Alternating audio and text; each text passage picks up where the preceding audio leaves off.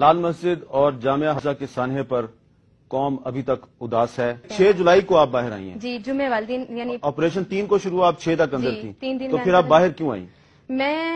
ہماری جو آپی جان تھی ام حسان صاحبہ، وہ طالبات کو جب انہوں نے دیکھا کہ بالکل نہتی طالبات ہیں، جب میں 3 دن کے بعد باہر نکلی تو اس وقت تک تقریباً ہماری 100 کے قریب طالبات اندر شہید ہو چکی تھیں، اور 90-95 کے قریب ہمارے بھائی تھے جو شہید ہو چکے تھے، اور ان کی لاشوں سے ارد گرد ہمارے کمرے بھرے ہوئے تھے. جب آپ نے مدرسہ چھوڑا اس وقت پیچھے مزید کتنی طالبات تھیں؟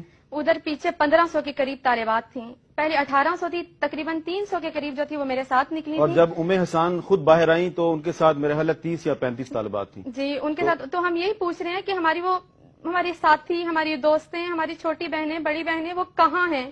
جب میں مدرسے سے باہر نکلی تو اس وقت مدرسے کے اندر ہماری 100 بہنوں کی لاشیں تھیں. آج ان کی والدین پیرنٹس ہم سے فون کر کے پوچھ رہے ہیں کہ ابھی تک ہماری بچی ہمیں ملی نہیں ہے. ہمارے تقریباً 95 کے قریب ہمارے بھائی تھے، اور ہم نے خود ان کی کاؤنٹنگ کی تھی، خود ان لاشوں کو ہم نے گنا تھا. اور آپ یقین کریں کہ جب ہم لوگ نکلے تو یہ ہمارے ہاتھ آپ دیکھ رہے ہیں، یہ خون سے رنگین تھے. ہم لوگ چیخ رہے تھے کہ آج ہم نے اپنے ہاتھوں پر ان خون کی مہندی کو سجایا ہے. پہلے ہم سنا کرتے تھے کہ کشمیر کے اندر ہماری بہنیں اپنے ہاتھوں پر خون کی مہندی کو سجاتی ہیں، وہ اپنی تمناؤں کا خون کر دیتی ہیں، اپنی خواہشات کو روند دیتی ہیں. لیکن ہم نے اس چیز کا عملی مظاہرہ لال مسجد کے اندر اس چیز کو دیکھا.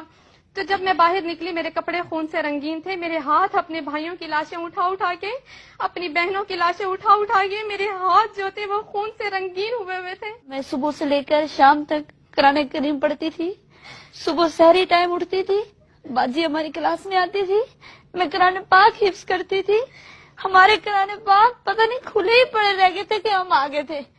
جب پہلی مرتبہ حملہ ہوا، یقین جانے ہم قرآن کریم کی تلاوت کر رہے تھے، ہم قرآن کریم پڑھ رہے تھے. اچانک جب فائرنگ کی آواز آنے شروع ہوگی، گولے برسے، قرآن کریم ہمیں یاد نہیں کہ ہم نے بند کیے یا نہیں، اور آج وہی قرآن کریم جامعہ حفظہ کے اندر جل رہے ہیں.